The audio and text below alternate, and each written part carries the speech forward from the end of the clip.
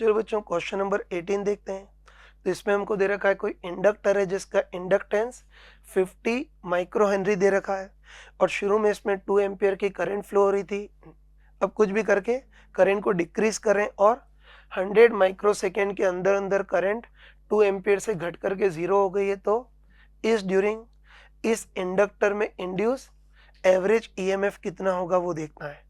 ठीक, तो हमको पता है कि इंडक्टर में इंड्यूस ईएमएफ या इंस्टेंटेनियस ईएमएफ तो D phi by D T, तो एवरेज ईएमएफ क्या होगा delta phi by delta T, मतलब फ्लक्स में total change upon total time. अब इंडक्टर से गुजरने वाला फ्लक्स तो हमको अच्छे पता है कि इंडक्टर से गुजरने वाला फ्लक्स L इंटू आई होता है।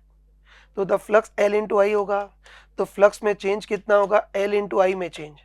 तो बस एवरेज ईएमएफ डेल्टा फाई की जगह तो हम क्या लिख सकते हैं L into delta I open delta T, बस वैल्यू रख सकते हैं। L इसका इंडक्टेंस 50 माइक्रो मतलब 10 to power -6, delta I current में चेंज, तो करंट में change 2 minus 0।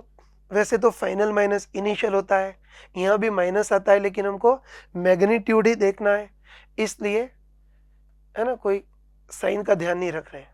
Open delta T तो टाइम इंटरवल वो हमको 100 माइक्रो मतलब 10 टू पावर -6, इसको सॉल्व करेंगे तो 10 टू पावर -6 से -6 कैंसिल, 100 से 100 कैंसिल तो 1 वोल्ट। तो इस ड्यूरिंग इस इंडक्टर में इंड्यूस एवरेज ईएमएफ 1 वोल्ट होगा। ये फर्स्ट आंसर करेक्ट है। चलो बच्चों क्वेश्चन नंबर 19 देखते हैं। तो इसमें हमको दे रखा है कि रेडिएशन मतलब कोई लाइट है जिसका वेवलेंथ लैम्डा है और इस लाइट को किसी बहुत छोटे से पार्टिकल पर गिराया है जिसका साइज लाइट के वेवलेंथ का भी 1/100 टाइम्स में तो लैम्डा बाय 100 है। तो इसमें कौन सा फिनोमिना होना मोस्ट लाइकली है वो देखना है। ठीक, तो हमको पता है कि अगर इस पार्टिकल का साइज वेवलेंथ के ऑर्डर का होता या फिर 10 लैम्डा ऐसा कुछ होता तब तो डिफ्रैक्शन डोमिनेटिंग होता, लेकिन इस बार पार्टिकल का साइज लाइट के वेवलेंथ से भी कम है तो इस बार लाइट की स्कैटरिंग सबसे ज़्यादा प्रोबेबल है।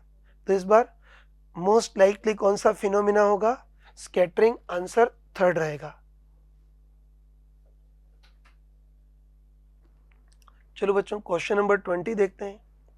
तो ये इलेक्ट्रोमैग्नेटिक वेव का क्वेश्चन है और थोड़ा सा लेंदी है।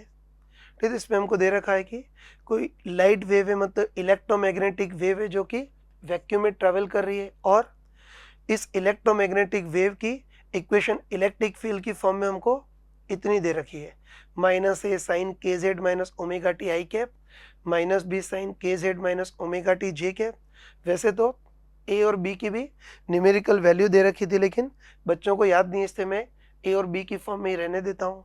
तो बस हमको पूछा है कि इस इलेक्ट्रोमैग्नेटिक वेव की जो वेव इक्वेशन है वो मैग्नेटिक फील्ड की फॉर्म में क्या होगी। उसके 4 ऑप्शन भी थे लेकिन ऑप्शन अगर लिखूं तो फिर ये सॉल्व करने की जगह नहीं बचेगी, है ना। स्टार्ट करते हैं। तो वही इस इलेक्ट्रोमैग्नेटिक वेव की इक्वेशन इलेक्ट्रिक फील्ड की फॉर्म में ये दे रखी है ना, इसको थोड़ा सिंप्लीफाई कर सकते हैं। तो बताइए इन दोनों में साइन के जेड माइनस ओमेगा टी को कॉमन लेंगे तो कितना आ जाएगा -a I cap -b J cap into आगे साइन के Z minus omega T. Electromagnetic wave की इक्वेशन ये हो गई। और देखो इतना तो हम कॉमन सेंस से बोल सकते हैं कि इक्वेशन साइन के जेड माइनस ओमेगा टी की फॉर्म में मतलब लाइट वेव जेड डायरेक्शन में जारी होगी, है ना। पढ़ा होगा कि वेव इक्वेशन साइन के x minus omega T minus के एक्स की फॉर्म में हो तो वेव प्लस एक्स डायरेक्शन में जाती है ना। वैसे इस बार इक्वेशन साइन के जेड माइनस ओमेगा टी है मतलब ये लाइट वेव जेड डायरेक्शन में जारी होगी, है ना। मतलब प्रोपेगेशन की डायरेक्शन जेड डायरेक्शन होगी मतलब के कैप होगी। ये तो हम यहीं से बोल सकते हैं। चलो आगे बढ़ते हैं। अरे भैया चक्कर हो गया यार, ये मीटा ने किया था ये हो गया। चलो बच्चों क्वेश्चन नंबर 20 देखते हैं। ये इलेक्ट्रोमैग्नेटिक वेव का क्वेश्चन है और थोड़ा सा लेंदी है। तो इसमें हमको दे रखा है कोई लाइट वेव या इलेक्ट्रोमैग्नेटिक वेव वैक्यूम में ट्रेवल कर रही है और इस इलेक्ट्रोमैग्नेटिक वेव की इक्वेशन इलेक्ट्रिक फील्ड की फॉर्म में हमको ये दे रखी है -a साइन के Z minus omega T I cap minus B sine के Z minus omega T J cap, जहाँ ए और बी की क्वेश्चन में न्यूमेरिकल वैल्यू दे रखी थी लेकिन बच्चों को याद नहीं थी, इसलिए मैं ए और बी की फॉर्म में ही रहने देता हूँ। तो हमको पूछा है कि इस इलेक्ट्रोमैग्नेटिक वेव की वेव इक्वेशन मैग्नेटिक फील्ड की फॉर्म में क्या होगी। तो उसमें हमको ऐसे 4 ऑप्शन दे रखे थे। ठीक है, तो पहले ये इलेक्ट्रिक फील्ड का जो एक्सप्रेशन है उसको शॉर्ट फॉर्म में लिख सकते हैं।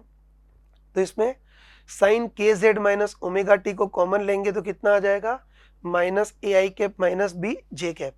तो इसको अगले पेज पर लिख देता हूँ।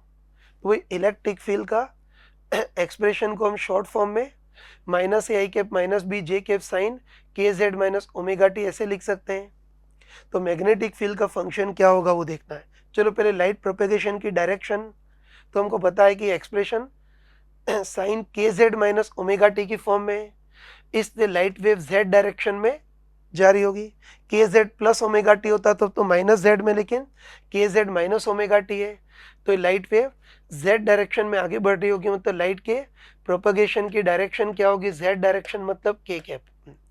अब इलेक्ट्रिक फील्ड का एक्सप्रेशन ये दे रखा है ना, तो एक तो इलेक्ट्रिक फील्ड का एम्पलीट्यूड निकाल लेते हैं, ठीक है ना। तो इलेक्ट्रिक फील्ड का एम्पलीट्यूड वेक्टर फॉर्म में तो minus A I cap minus B J cap होगा, लेकिन हमको एम्पलीट्यूड का मैग्नीट्यूड ही देखना है। तो एम्पलीट्यूड का मैग्नीट्यूड कितना हो जाएगा, सिंपली ये root of A square plus B square, और ये तो एम्पलीट्यूड का मैग्नीट्यूड है। हम चाहें तो पूरे इलेक्ट्रिक फील्ड का भी मैग्नीट्यूड निकाल सकते हैं। तो पूरे इलेक्ट्रिक फील्ड का मैग्नीट्यूड कितना होगा, root of A square plus B square sine के जेड माइनस ओमेगा टी। तो ये इलेक्ट्रिक फील्ड का भी मैग्नीट्यूड आ गया। हाँ, अब हमको मैग्नेटिक फील्ड का एक्सप्रेशन, तो पहले मैग्नेटिक फील्ड का एम्पलीट्यूड देखना है। तो बस इलेक्ट्रिक फील्ड का एम्पलीट्यूड इतना है तो मैग्नेटिक फील्ड का एम्पलीट्यूड कितना होगा वो देखना है। तो हमको पता है कि इलेक्ट्रोमैग्नेटिक वेव में इलेक्ट्रिक फील्ड का एम्पलीट्यूड अपन मैग्नेटिक फील्ड के एम्पलीट्यूड का रेशो उस मीडियम में लाइट की स्पीड c के बराबर होता है।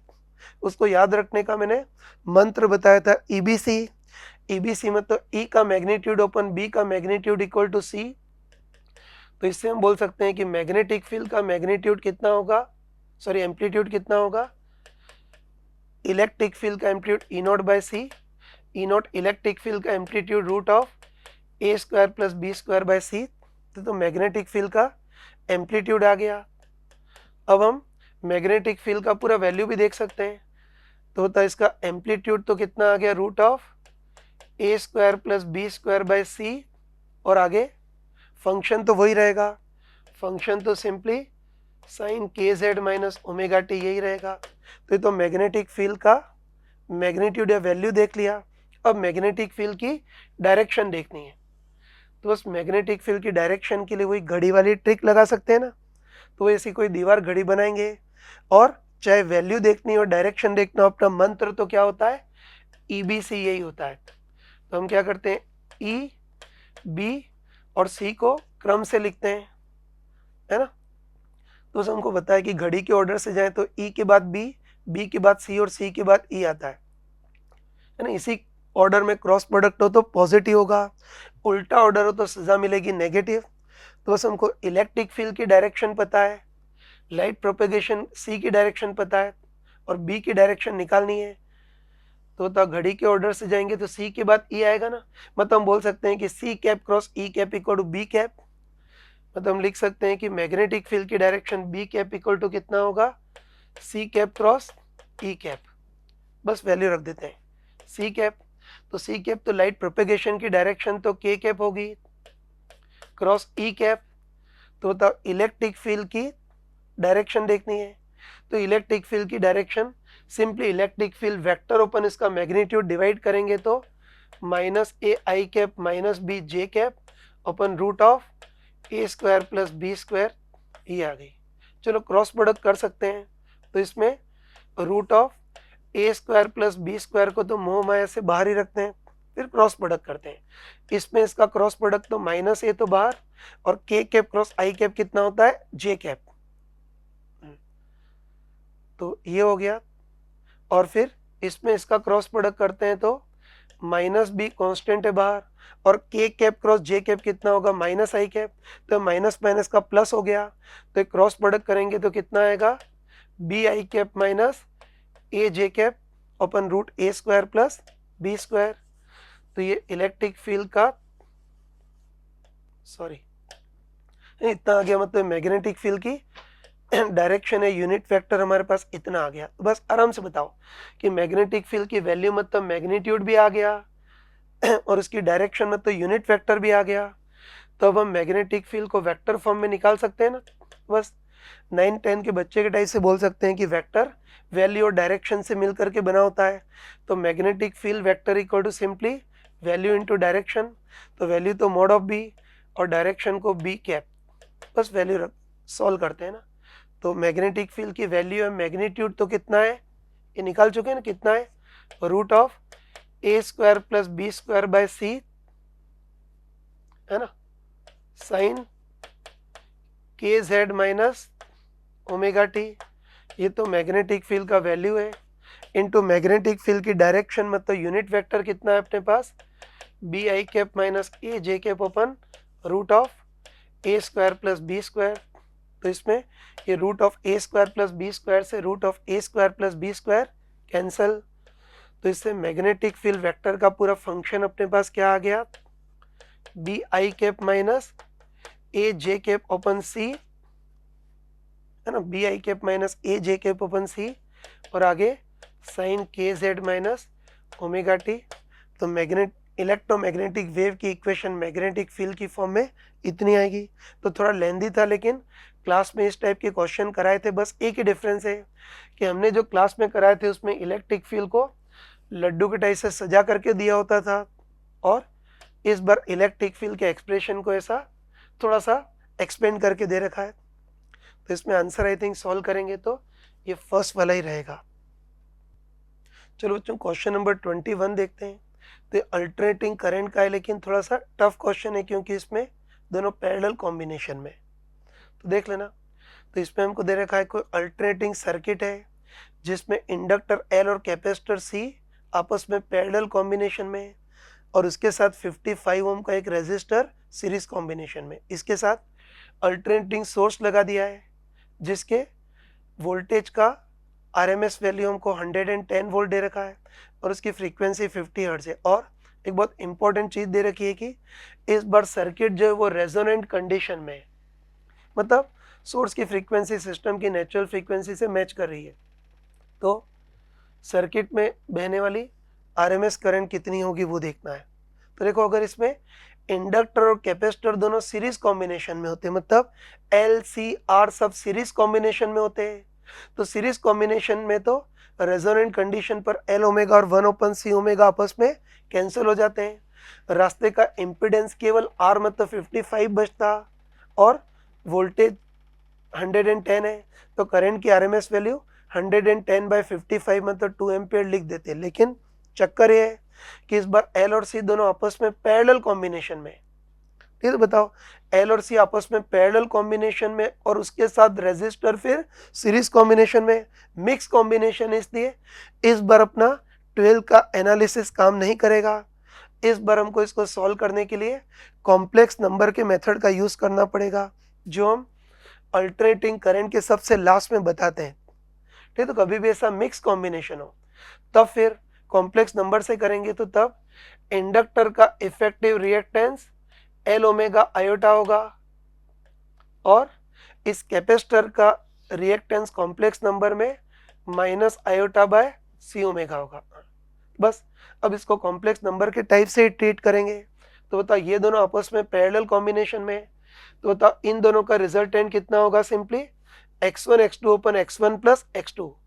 तो x1 तो कितना है L omega iota into x2 कितना है minus iota open C omega open x1 plus x2 करेंगे तो कितना आएगा L omega iota minus iota by C omega में। तो इसको L omega minus 1 open C omega iota ऐसे लिख सकते हैं, है ना। तो इसको सॉल्व कर सकते हैं, इसको सॉल्व कर सकते हैं। तो बताओ iota into iota -1 minus minus का प्लस, तो अपने पास कितना आ जाएगा L by C into L omega minus 1 upon, है ना, L omega minus 1 open C omega into iota. इस आयोटा को ऊपर ले जाएंगे तो माइनस आ जाएगा, तो इन दोनों का resultant minus L by C L omega minus 1 open C omega into iota, ये इन दोनों का रिजल्टेंट हो गया। और उसके साथ फिर आर ये सीरीज कॉम्बिनेशन में, तो सबका रिजल्टेंट कितना हो गया, आर प्लस दिस थिंग।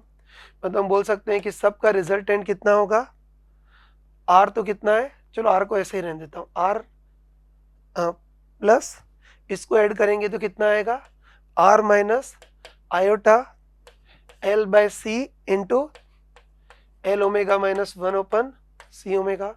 तो रास्ते का नेट इम्पीडेंस हमारे पास इतना हो गया, ये रास्ते का नेट इम्पीडेंस हो गया।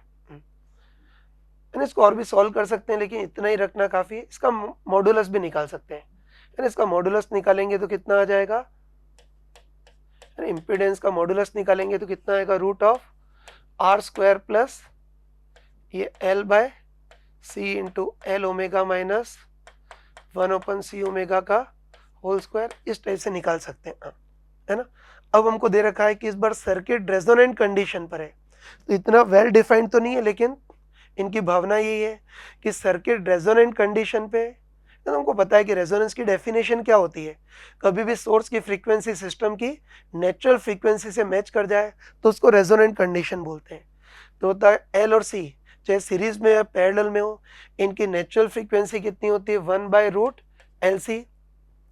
तो रेजोनेंट कंडीशन पर सोर्स की फ्रीक्वेंसी नेचुरल फ्रीक्वेंसी से मैच करनी चाहिए, मतलब सोर्स की frequency omega natural frequency 1/√LC के बराबर होनी चाहिए।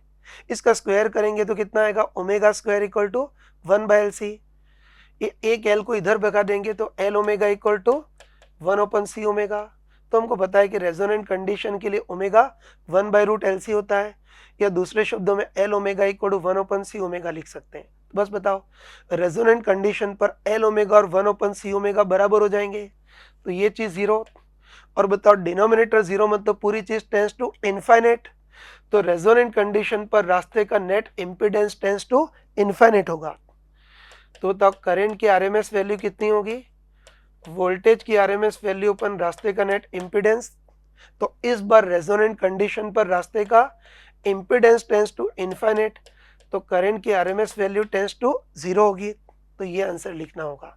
तो ध्यान रखना कि अगर एल और सी आर सब सीरीज कॉम्बिनेशन में होते हैं तब तो रेजोनेंट कंडीशन पर करंट की आरएमएस वैल्यू 2 एम्पियर होती है, लेकिन अभी ये पैरेलल कॉम्बिनेशन में, तो इसको कॉम्प्लेक्स नंबर के मेथड से सॉल्व करना पड़ेगा। तो इस बार I R M S tends to, इस बार I R M S tends to zero, fourth answer लिखना होगा। तो ये क्वेश्चन टफ था।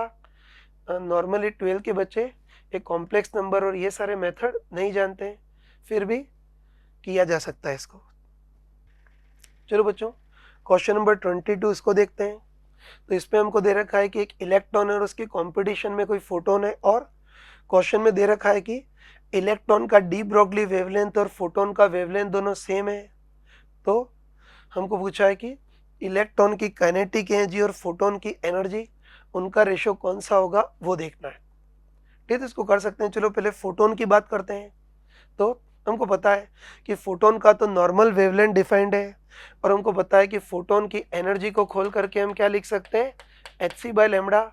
तो ट्रांसफर करेंगे तो फोटोन का वेवलेंथ तो कितना आ गया, hc/e।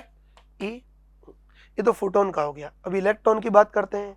तो हमको पता है कि इलेक्ट्रॉन का नॉर्मल वेवलेंथ तो डिफाइंड नहीं है, लेकिन इलेक्ट्रॉन का डी ब्रॉगली वेवलेंथ डिफाइंड है, और हमको पता है कि इलेक्ट्रॉन की स्पीड v हो, तो इलेक्ट्रॉन का डी ब्रॉगली वेवलेंथ कितना होता है, h/p, जहां p को mv लिख सकते हैं। अब देखो, अब हमको इसको इलेक्ट्रॉन की काइनेटिक एनर्जी मतलब हाफ mv² में कन्वर्ट करना है। तो mv तो है, चाहिए हाफ mv², तो हाफ v की कमी है, तो उसके लिए क्या करते हैं कि हाफ v का मल्टीप्लाई करते हैं और हाफ v का डिवाइड करते हैं। मल्टीप्लाई भी किया और डिवाइड भी किया, मतलब कोई पाप तो नहीं कर दिया ना। तो हाफ v का मल्टीप्लाई और डिवाइड करते हैं। तो इससे बताओ इलेक्ट्रॉन का डी ब्रॉगली वेवलेंथ हमारे पास कितना आ गया, हाफ hv अपन नीचे mv इंटू हाफ v कितना हो गया, हाफ mv², और हाफ mv² को हम इलेक्ट्रॉन की काइनेटिक एनर्जी बोल सकते हैं। बस हमको दे रखा है कि इस बार इलेक्ट्रॉन का डी ब्रॉगली वेवलेंथ और फोटोन का वेवलेंथ बराबर है तो दोनों को बराबर कर देंगे। तो इलेक्ट्रॉन का डी ब्रॉगली वेवलेंथ तो कितना है, हाफ एच वी ओपन के ई, और फोटोन का नॉर्मल वेवलेंथ कितना है, एच सी बाय ई है। बस सॉल्व कर सकते हैं ना, तो बस बताओ सॉल्व करेंगे तो एच से एच कैंसिल हो जाएगा, ठीक है ना। तो इसको सॉल्व करेंगे तो अपने पास इलेक्ट्रॉन की, इसको सॉल्व करेंगे तो हमारे पास इलेक्ट्रॉन की काइनेटिक एनर्जी ओपन फोटोन की एनर्जी का रेशियो अपने पास कितना आ जाएगा, ये v बाय 2c। तो इलेक्ट्रॉन की काइनेटिक एनर्जी और फोटोन की एनर्जी का रेशियो v बाय 2c। और ऐसे भी लिख सकते हैं, उसका उल्टा करें तो ये बोल सकते हैं कि फोटोन की एनर्जी ओपन इलेक्ट्रॉन की काइनेटिक एनर्जी का रेशियो कितना आ जाएगा, 2c बाय v, है ना। अभी क्लास में मैंने बताया था कि कोई भी पार्टिकल हो, है ना, इलेक्ट्रॉन ऐसा कोई पार्टिकल हो, हर पार्टिकल की स्पीड लाइट की स्पीड से कम ही होती है ना। लाइट की स्पीड हमेशा ज़्यादा होती है और बाकी पार्टिकल की स्पीड उससे कम होती है, मतलब c बाई वी 1 से ज़्यादा होगा, तो इनका जो रेशो होगा वो 2 से भी ज़्यादा होगा। ठीक है, क्लास में हमने चमका कर बताया था कि पार्टिकल और फोटोन दोनों का वेवलेंथ सेम हो तो एनर्जी किसकी ज़्यादा होती है, फोटोन की एनर्जी ज़्यादा होती है, और फोटोन की एनर्जी इलेक्ट्रॉन की काइनेटिक एनर्जी के दुगुने से भी ज़्यादा होती है। चलो बच्चों क्वेश्चन नंबर 23 देखते हैं। तो इसमें हमको दे रखा है कि कोई इलास्टिक रॉड है, उसका स्ट्रेस वर्सेस स्ट्रेन का ग्राफ दे रखा है। तो बस जिस इंस्टेंट पर इस वायर में स्ट्रेन, थोड़ी सी लिखने में गलती हो गई, तो जिस इंस्टेंट पर वायर में स्ट्रेन 3 × 10⁻⁻2 हो, उस इंस्टेंट पर इस वायर में stored elastic potential energy per unit volume कितना होगा वो देखना है। तो चलो पहले स्ट्रेस स्ट्रेन का जो ग्राफ है उससे हम यंग मॉडुलस निकाल सकते हैं। तो हमको पता है कि stress equal to Y into strain, तो Young modulus Y equal to कितना होगा, सिंपली स्ट्रेस ओपन स्ट्रेन। तो उसके लिए ये वाला जो पॉइंट है वो वेल डिफाइंड है, इस पॉइंट का यूज करते हैं। तो इस इंस्टेंट पर स्ट्रेस तो कितनी है 60 अपन स्ट्रेन कितनी है 3 × 10⁻⁻10। तो इसको सॉल्व करेंगे तो 2 × 10⁻11 न्यूटन पर मीटर स्क्वायर। तो यंग मॉडुलस हमारे पास इतना आ गया जो कि कांस्टेंट रहता है।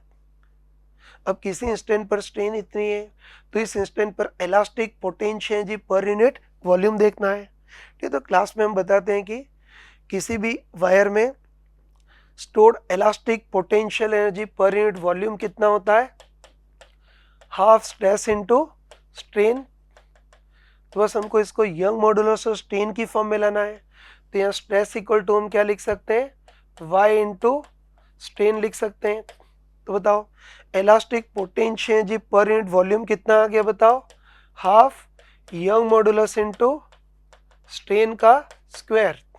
तो ये कितना आ गया, हाफ यंग मॉडुलस कितना है 2 × 10⁻11 है, इंटू स्ट्रेन 3 × 10⁻⁻2 है।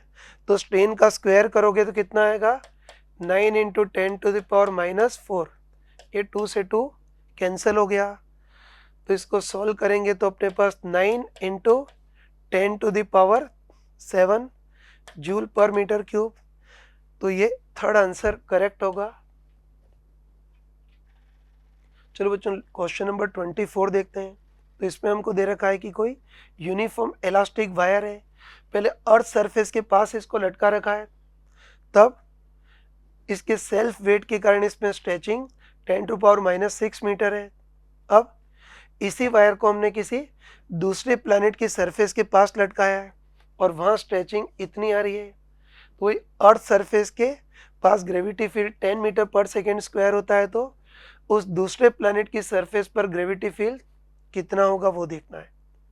ठीक है, तो वैसे तो कोई स्मार्ट पर्सन हो तो डायरेक्ट कर सकता है कि बताओ वेट के कारण स्ट्रेचिंग है ना, वेट के कारण जो स्ट्रेचिंग है वो जी के प्रोपोर्शनल होती है। तो बस डायरेक्ट बोल सकते हैं कि x2/x1 = g2/g1, उससे डायरेक्ट कर सकते हैं। लेकिन एक बार चाहे तो सेल्फ वेट के कारण स्ट्रेचिंग कितनी हो निकाल भी सकते हो, है ना। तो सस्पेंशन पॉइंट से हमने यूनिफॉर्म वायर लटकाया और उससे कोई ब्लॉक नहीं लटकाया है, तो इस बार जो भी स्ट्रेचिंग होगी वो सेल्फ वेट के कारण होगी। और हमने क्लास में बताया था कि सेल्फ वेट के कारण स्ट्रेचिंग कितनी होगी, एवरेज टेंशन बाय के। तो बताओ, average tension initial plus final by 2। Initial मतलब लोएस्ट पॉइंट पर टेंशन 0, फाइनल मतलब हाईएस्ट पॉइंट पर टेंशन mg। तो average tension initial plus final by 2 अपन के इस वायर का equivalent spring constant y by L naught. तो इसको सॉल्व करेंगे तो स्ट्रेचिंग आ जाएगी। लेकिन बताओ बाकी सारी चीज़ें कांस्टेंट हैं, तो इससे हम बोल सकते हैं कि लटकाए गए वेट के कारण हो या सेल्फ वेट के कारण हो, जो भी स्ट्रेचिंग होगी वो सिंपली जी के प्रोपोर्शनल होगी। स्ट्रेचिंग जी के प्रोपोर्शनल होगी तो हम डायरेक्ट बोल सकते हैं कि x1 bye x2 equal to g1 bye g2। तो पहले केस में अर्थ पर रखा है, तब इसकी स्ट्रेचिंग 10 टू द पावर -6 है।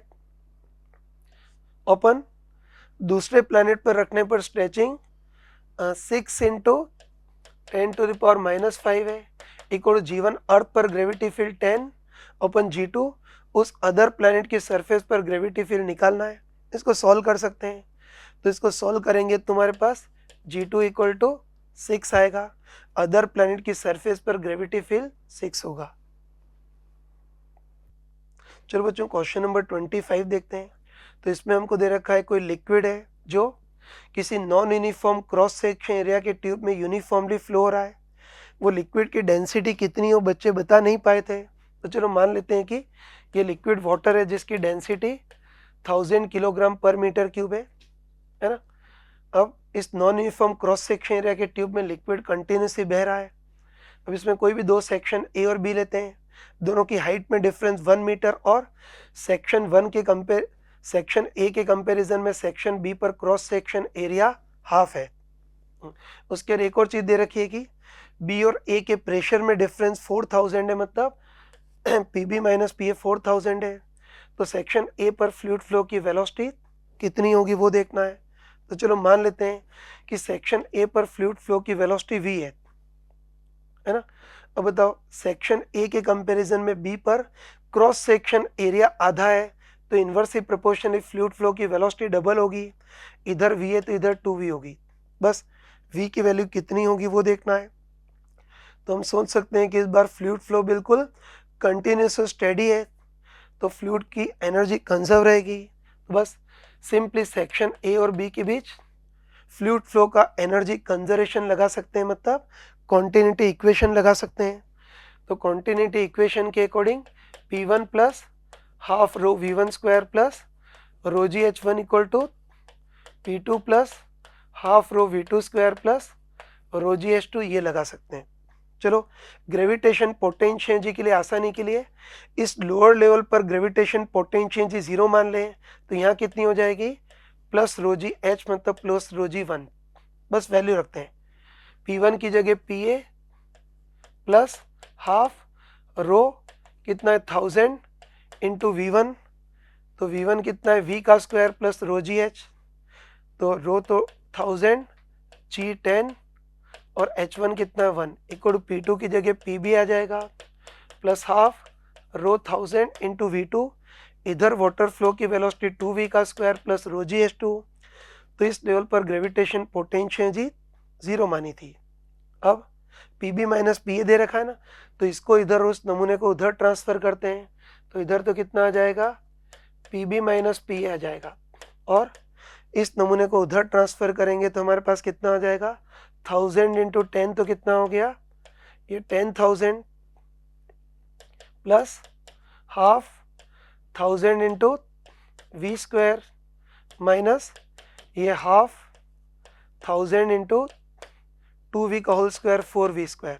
अब बताओ Pb माइनस पी ए मतलब a और b के बीच प्रेशर डिफरेंस हमको 4000 दे रखा है, तो बस इन सबको सॉल्व करेंगे तुम्हारे पास v की वैल्यू 2 मीटर पर सेकेंड आएगी, मतलब सेक्शन 1 पर फ्लूइड फ्लो की वेलोसिटी 2 मीटर पर सेकेंड होगी। हाँ बच्चों क्वेश्चन नंबर 26 इसको देखते हैं। तो ये एसेशन रीजन का था, तो इसमें फर्स्ट स्टेटमेंट हमको दे रखा था कि जो नॉन पोलर मॉलिक्यूल होते हैं उनका डायपोल मोमेंट ज़ीरो होता है। ठीक है, तो हमको सही है, हमको पता है कि ये सही है। जो कि नाइट्रोजन N2, ऑक्सीजन O2 वो नॉन पोलर होते हैं, तो उनका डायपोल मोमेंट मतलब इलेक्ट्रिकल डायपोल मोमेंट की बात कर रहा है, इनका इलेक्ट्रिकल डायपोल मोमेंट ज़ीरो होता है, वो सही है।